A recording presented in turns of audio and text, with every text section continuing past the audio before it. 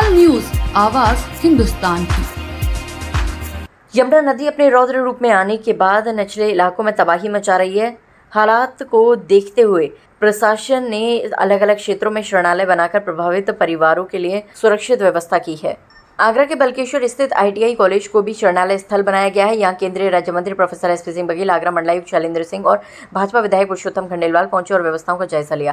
Professor Baghel ने कहा कि यमुना ने आगरा में आंशिक रूप से तबाही मचाई है, लेकिन प्रशासन ने हालात को नियंत्रण में रखते हुए सभी शरणालय स्थलों पर बेहतर व्यवस्था सुनिश्चित की है। प्रभावित परिवारों के लिए खाना, नाश्ता और बच्चों के दूध की विशेष व्यवस्था की गई है। ITI कॉलेज शरणालय में 50 से अधिक परिवारों के रहने की सुविधा की गई है। कल बल्केश्वर स्थित महालक्ष्मी मंदिर में हुई दीवार गिरने की घटना को भी प्रोफेसर बघेल ने खुद दुखद बताया।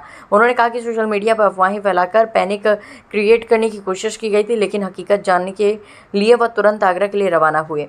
DM आगरा अरविंद मल्लप्पा बंगारी और स्थानीय जनप्रतिनिधियों ने भी वस्तु स्थिति का निरीक्षण कर साफ संदेश दिया कि बाढ़ और यमुना को लेकर किसी भी तरह की अफवाह न फैलाएं।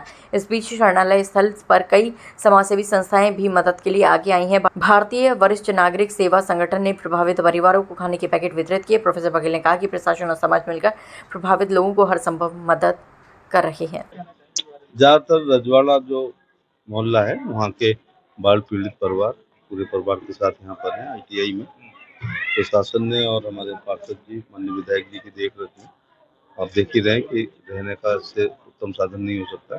जहाँ वॉशरूम भी हैं और नए बच्चों के आए हैं, खाने पीने की व्यवस्था की जा रही है। लोगों से, आगरा वासियों से एक निवेदन करना चाहूँगा कि जहाँ भयंकर बाढ़ होती है वहाँ तो लोग डरते हैं और घबराते हैं। हमारे यहाँ उसका आंशिक प्रभाव है, तो इसको पिकनिक स्पॉट टाइप का ना बनाएं, क्योंकि नदियों के किनारे जो घर होते हैं उनकी छतें होते हैं, लगातार पानी होने से नींव भी खराब हो जाती है, पैर स्लिप हो जाए, बल्ली टूट जाए। एक दिन मैं भी आया था, हम और विधायक जी, तो मैंने देखा दर्शनार्थी बहुत थे, क्योंकि तब तक किसी राहत का इंतजाम नहीं था। लेकिन बरसों के बाद इतना पानी देखा, तो जहाँ बहुत पानी होता है वहाँ तो लोग भय खाते हैं कि कहीं हम बह ना जाएं, और जहाँ कभी कभी आती है तो उसको एक दर्शनीय स्थल ना बनाएं, सावधानी बरतें। Prevention is always better than cure.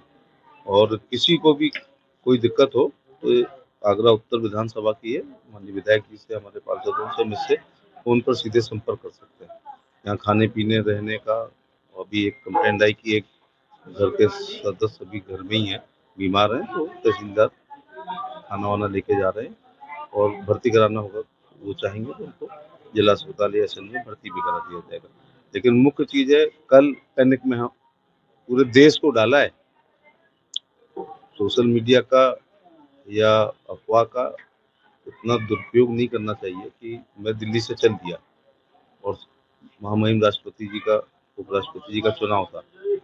DM महोदय से बात हुई तो कहा कि नहीं, ऐसे है, कोई 35 लिख रहा था, कोई 40 लिख रहा था, ओम शांति भी शुरू हो गई थी, प्रार्थना भी शुरू हो गई थी। तो विधायक जी की बाइट से ये स्वयं जिस समय घटना हुई है 50-100 मीटर दूर थे, दौड़ते हुए वहां पहुंचे।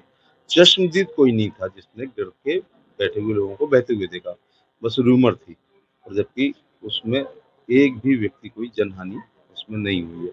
तो कृपया अफवाहों से बचें, और ऐसे जो अफवाह फैलाते हैं और जो तैयार रहते हैं मौके पर, घटना स्थल पर कम आते हैं, अपने घर में बैठे हुए अपनी व्हाट्सएप यूनिवर्सिटी में सभी संपादक बन के और जो कर देते हैं, उससे क्या होता है, पैनिक में लोग आ जाते हैं। मुझे दिल्ली से ही मैं कई सीनियर नेताओं के आए कि भाई आप मौके पे पहुंचो, तो चल दिए थे, लेकिन बाद में पुरुषोत्तम खंडेलवाल जी की घटना स्थल की बाइट और जिलाधिकारी के स्पष्टीकरण से उन्हें वापस लिया।